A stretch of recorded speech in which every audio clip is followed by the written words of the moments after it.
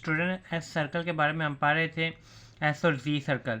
अब है कि एस और जी सर्कल ना वो अस के लिए भी आ सकते हैं, यानी कि जहाँ पर अस की साउंड आएगी वहाँ पर आपने क्या लगाना है, एस सर्कल लगाना है।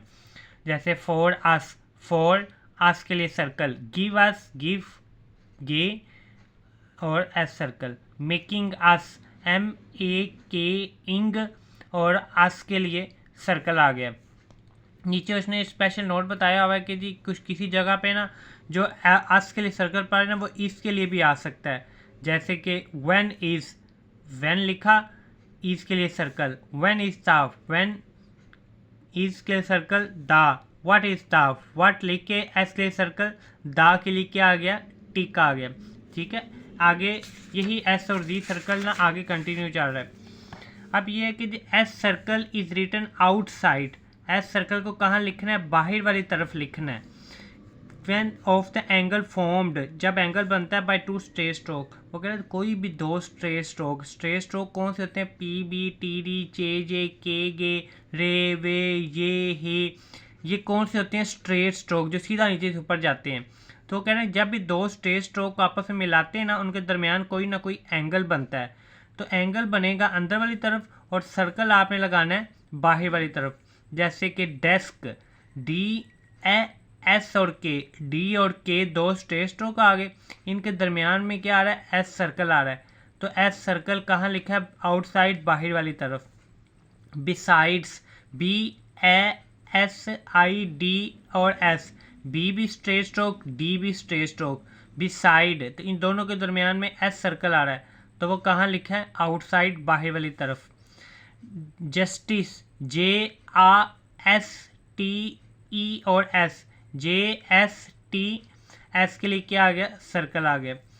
60, SEKST और E, K straight stroke, T भी स्ट्रेट स्ट्रोक, इन दोनों के दरमियान में S सर्कल आ रहा है तो वो कहाँ बन रहा है, बाहर वाली तरफ। रिसीट, RSE और T, R भी स्ट्रेट स्ट्रोक, T भी स्ट्रेट स्ट्रोक, इनके दरमियान में S आ रहा है तो एंगल बनता है अंदर, S सर्कल बाहर वाली तरफ आ गया। हिस्ट्री, HESTOR और E, हे भी स्ट्रेट स्ट्रोक, T भी स्ट्रेट स्ट्रोक, इनके दरमियान में S आ रहा है तो ऐसे बाहर वाली तरफ लिखा हुआ है। नीचे उसने बताया कि फ्यू वर्ड्स हैं, चंद लफ्ज़ हैं जिन एस और जी के लिए ना हम स्टूडेंट्स क्या पढ़ रहे थे, दोनों के लिए सर्कल पढ़ रहे थे। उसने कहा ये चंद लफ्ज़ हैं, इनमें अगर शुरू में जी आ रही तो आपने क्या करना है, पूरा स्ट्रोक लिखना है, सर्कल नहीं लगाना, अदरवाइज़ आपको कन्फ्यूजन हो जाएगी, उस जैसा कोई और वर्ड भी बनता होगा तो फिर आप कन्फ्यूज़ हो जाओगे। जैसे झील, ZE और L, E की वजह से पहला स्ट्रोक बिलो द लाइन चला गया और LE के लिए डॉट और Z के लिए पूरा स्ट्रोक लिखा है। जेनिथ, ZANE और इथ, ZN और इथ, ए के लिए डॉट, E के लिए डॉट। आगे ये एस सर्कल का लास्ट टॉपिक है। Upward R is used, upward R लिखना है following the curve and circle in the word, यानी कि कर्व स्ट्रोक कौन से होते हैं, कर्व स्ट्रोक कौन से होते हैं, FVMN इंग। तो उसने कहा कर्व स्ट्रोक के बाद सर्कल आए और उसके बाद आर आए तो फिर आपने क्या करना है, आर को अपवर्ड लिखना है। जैसे ऑफिसर, OFSE और आर, ये कर्व आ गया, उसके बाद सर्कल आ रहा है, फिर आर आ रहा है तो आर अपवर्ड।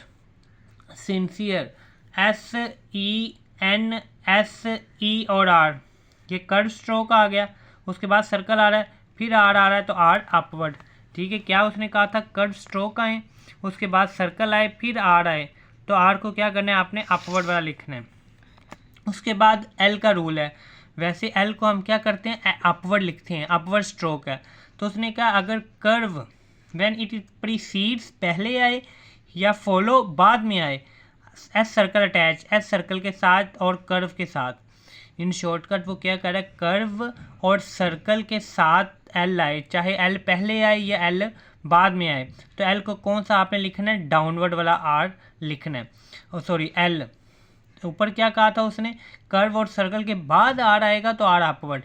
एल का क्या कह रहा है, एल को आपने डाउनवर्ड लिखना है, चाहे कर्व और सर्कल से पहले आए या कर्व और सर्कल के बाद आए। जैसे कि वेसल, VAS और L, V कर्व, उसके बाद एस सर्कल आ रहा है, फिर एल आ रहा है, एल को डाउनवर्ड लिखा।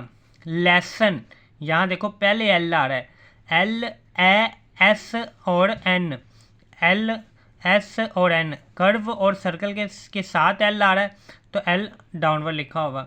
मसल, एम आ एस और एल, एम कर्व स्ट्रोक आ गया, फिर सर्कल, फिर एल आ रहा है, L upward. Loosely, L U S L और ई, एल एस और एल, ठीक है। Don't forget to like, subscribe and share with your friends.